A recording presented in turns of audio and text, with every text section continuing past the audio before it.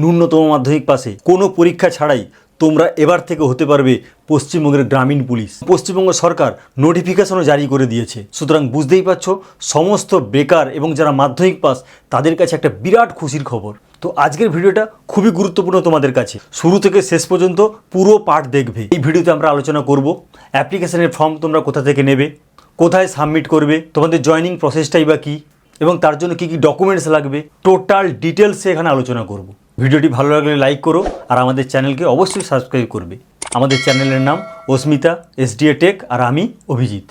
হ্যাঁ বন্ধুরা, 2026 সালের রাজ্যে পালাবদলের পর পশ্চিমবঙ্গ সরকার একের পর এক নতুন নিউজ দিয়ে চলেছে, বলতে পারো গুড নিউজ দিয়ে চলেছে। অন্নপূর্ণা যোজনা, তারপর আয়ুষ্মান ভারত, এখন আবার গ্রামীণ পুলিশ এবং বিজ্ঞপ্তিও জারি করা হয়ে গিয়েছে। সুতরাং তোমরা দেরি না করে তোমরা অ্যাপ্লাইটা করে নেবে। দেখো আমি পুরোটা ডিটেলসে বলছি। ওয়েস্ট বেঙ্গল ভিলেজ পুলিশ, রাজ্যের গ্রামীণ পুলিশ 2026 এর রিক্রুটমেন্ট শুরু হয়েছে এবং প্রথম নোটিফিকেশান জারি করেছে দেখো পুরুলিয়া ডিস্ট্রিক্ট বলে আমি সার্কেল করে দিয়েছি। অর্থাৎ এই যে গ্রামীণ পুলিশের যে অ্যাপ্লিকেশান ফর্মটা পাওয়া যাবে সেটা হচ্ছে ডিস্ট্রিক্ট ওয়াইজ হবে, এক এক করে ডিস্ট্রিক্ট নোটিফিকেশান জারি করবে। এই নোটিফিকেশান ওয়াইজ তোমাদের অ্যাপ্লিকেশান করতে হবে। এখন আপাতত পুরুলিয়া ডিস্ট্রিক্টের জন্য চলছে, আমাদের যে জেলা সেখানেও নোটিফিকেশান আসবে খুব সামনেই। তোমরা যারা রাজ্যের গ্রামীণ পুলিশে চাকরি করতে চাও তাদের ন্যূনতম বেতন দাঁড়াবে 6,000 থেকে 12,000, এইটা হচ্ছে টোটাল স্কেলটা দাঁড়াবে। এবং এডুকেশনাল কোয়ালিফিকেশান ন্যূনতম মাধ্যমিক। দেখো মিনিমাম মাধ্যমিক পাশেই কিন্তু তোমরা এই রাজ্যের গ্রামীণ পুলিশ হতে পারবে। কতগুলো রেস্ট্রিকশান আছে সেগুলো আমরা পরপর ডিটেলসে আলোচনা করছি। দেখো লিখিত পরীক্ষা ছাড়াই কিন্তু জয়েনিং, কোনো লিখিত পরীক্ষা তোমাদের দিতে হবে না। কারণ সাধারণত যারা বেকার, যাদের বয়স 20 থেকে 30 বছর, সেটা আমি পরেই বলছি, তারা হয়তো পড়াশোনার বাইরে আছে, মাধ্যমিক পাস, এখনও পর্যন্ত কোনো কিছু জব করতে পারছো না, তো তাদের জন্য এই গ্রামীণ পুলিশ। তাহলে পরীক্ষা ছাড়াই জয়নিং। ক্রাইটেরিয়াটা কি না, ওয়েস্ট বেঙ্গলের স্থায়ী বাসিন্দা হতে হবে, পার্মানেন্ট অ্যাড্রেস যেন ওয়েস্ট বেঙ্গলেরই হয়, বাইরের স্টেট থেকে এখানে এলে কিন্তু হবে না। এইটাই হচ্ছে ফার্স্ট ক্রাইটেরিয়া। এবার স্থানীয় পুলিশ স্টেশনে ফর্ম, তোমরা ফর্মটা কোথায় পাবে? তোমরা সেখান থেকেই ফর্মটা পাবে। তোমাদের ধরো ডিস্ট্রিক্ট, যে যার ডিস্ট্রিক্ট, যখন সেই ডিস্ট্রিক্ট থেকে নোটিফিকেশান করবে, যেমন ধরো এই মুহূর্তে পুরুলিয়া জেলাতে চলছে, পুরুলিয়া জেলায় নোটিফিকেশান করেছে, তাহলে পুরুলিয়া জেলার যে সব থানা আছে সেই থানা থেকে তোমরা ফর্মটা কালেক্ট করে নেবে। কালেক্ট করে সেই ফর্মটাকে তোমরা ফিল আপ করে ওখানেই গিয়ে তোমরা জমা দেবে। ঠিক আছে, এইভাবে আমাদের অ্যাপ্লাই করতে হবে। এছাড়াও তোমরা এই অফলাইনটা বাদ দিয়ে তোমরা অনলাইনেও কিন্তু ফর্ম ফিল আপ করতে পারবে। সেই অনলাইনের জন্যে অনলাইন ওয়েস্ট বেঙ্গল পুলিশ, এইখানে গিয়ে তোমরা গুগলে সার্চ করবে, দেখবে তোমাদের ডিস্ট্রিক্ট ওয়াইজ ওখানে নোটিফিকেশান তোমরা পেয়ে যাবে। সেই মতো তোমরা অনলাইন অ্যাপ্লাইটা করে দেবে। যোগ্যতা কি কি এর জন্য ক্রাইটেরিয়া লাগবে, সে যোগ্যতা নাম্বার 1 হচ্ছে গ্রাম পঞ্চায়েতের স্থায়ী বাসিন্দা। অর্থাৎ তুমি যে গ্রামে আছো সেই গ্রাম যে পুলিশ স্টেশনের মধ্যে অন্তর্গত, তুমি সেই পুলিশ স্টেশনের মধ্যে কিন্তু তুমি সার্ভিসটা পাবে। তুমি অন্য পুলিশ স্টেশনে গেলে কিন্তু পাবে না। বুঝতে পারছো? ধরো তোমার বাড়ি সাপোজ টালিগঞ্জে, তাহলে টালিগঞ্জের কোনো একটা গ্রামে যদি হয়, তাহলে থানা তোমার যে টালিগঞ্জ হয়, তাহলে তুমি টালিগঞ্জ থানার আন্ডারেই তুমি জবটা পাবে। তুমি বাইরের কোনো থানা অর্থাৎ বাঁশদ্রোণী থানা এখানে গেলে কিন্তু তুমি গ্রামীণ পুলিশ হতে পারবে না। এটা ক্লিয়ার হয়েছে? তাহলে তোমার যেখানে পার্মানেন্ট অ্যাড্রেস সেটা যে পুলিশ স্টেশনের আন্ডারে, সেখানেই তুমি জবটা পাবে। এবার 2 বলেছে বয়স, কিন্তু দেখো 20 থেকে 30 বছর বয়সটা বুঝতে পেরেছো, খুব ভাইটাল। 20 থেকে 30, 20 নিচেও হবে না, আবার 30-এর উপরেও হবে না।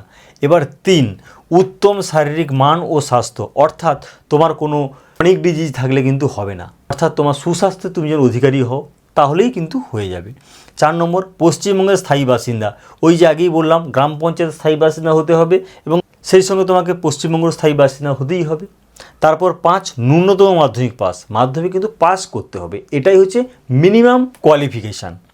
এরপর হচ্ছে 6, খুব ইম্পর্টেন্ট যেটা, সেটা হচ্ছে ক্রিমিনাল রেকর্ড না থাকে। অর্থাৎ যে ক্যান্ডিডেট রাজ্যের গ্রামীণ পুলিশে সার্ভিস করতে চাইছো, তোমাদের কিন্তু পরিষ্কার কথা কোনো ক্রিমিনাল রেকর্ড যেন না থাকে। ক্রিমিনাল রেকর্ড থাকলে কিন্তু এই গ্রামীণ পুলিশে তুমি জবটা পাবে না, এটা একদম ক্লিয়ার হয়ে যাও। প্রসেসটা কি, আমরা পদ্ধতিটা এখন আমরা আলোচনা করব, যেটা মেন জায়গা।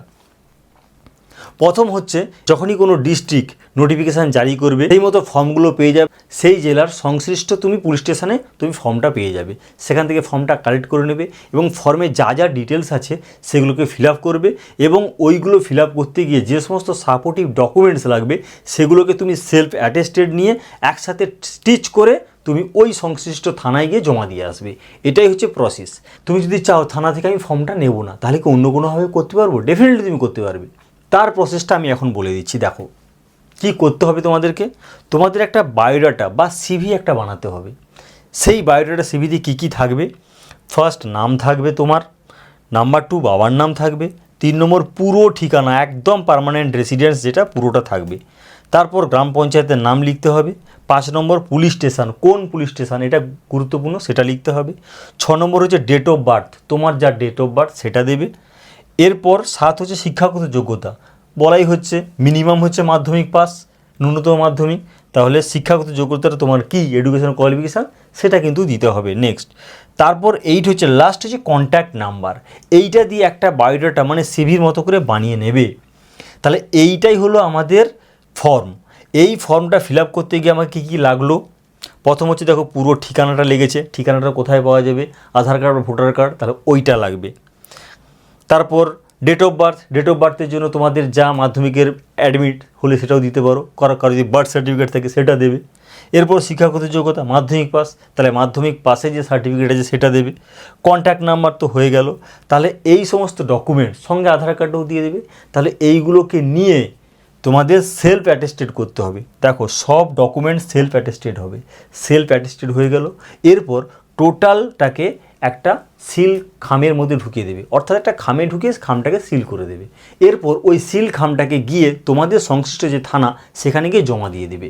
এরপর ওনারা কী করবেন, ওটাকে ভেরিফাই করবে। ভেরিফাই করার পরে তোমাদের জাস্ট একটা পার্সোনালিটি টেস্ট হবে, আর কিচ্ছু হবে না। কোনো লিখিত পরীক্ষা হবে না, বারবার বলা হচ্ছে লিখিত পরীক্ষা ছাড়াই জয়েনিং, লিখিত পরীক্ষা হবে না, জাস্ট একটা পার্সোনালিটি টেস্ট, সেটাতে 1-to-1 একটা মিটিং হবে, ব্যাস।